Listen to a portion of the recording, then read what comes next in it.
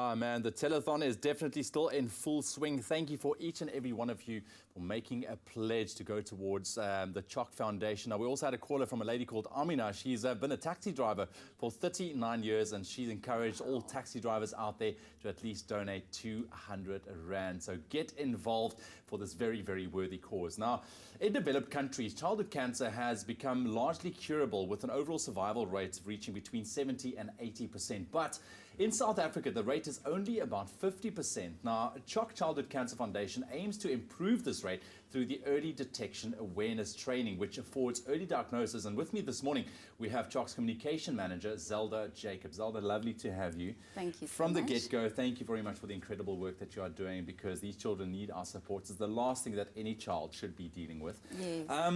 Let's talk about childhood cancer in South Africa. How bad is the situation?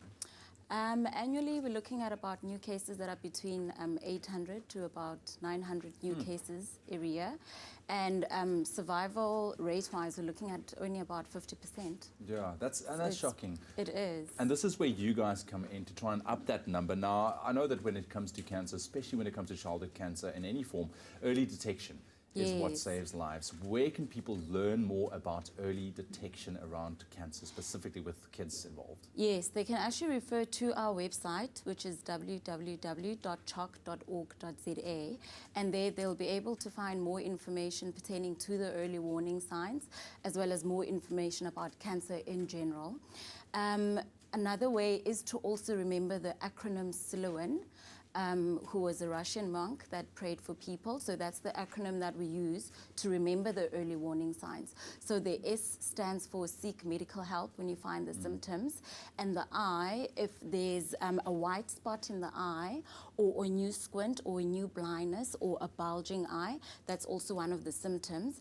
And then there's also L, so if there are lumps in the abdominal area, in the neck, you know, anywhere in the body where there's lumps, that's also a symptom.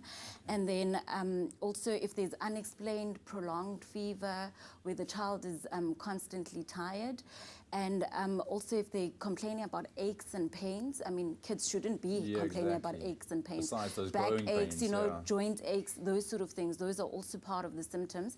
And then if there's also like any neurological signs, if there's deterioration in the walking, like a child was fully balancing in terms of walk, and now all of a sudden they're unable to walk straight. Those are also part of the symptoms. So people can remember the acronym of SILOAN or refer to our website. All right, fantastic. Now, like I mentioned, this morning is a very, very worthy cause. There you can see what we've raised so far. We want to up that number, so come on, we want 7,000 Rand at least before the end of the show to make this dream a reality of a brand new CHOC home in Pretoria.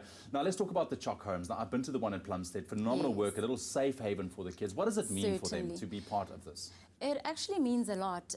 So the kids and the families actually use the house in two ways.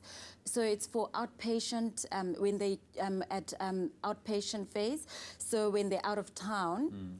And because depending on the type of cancer that you have, you might be referred to Cape Town and you're from East London. So in cases like that, the family and the child then gets to use the CHOC house that's close to the treatment center in Cape Town. So we have about 12 across the region.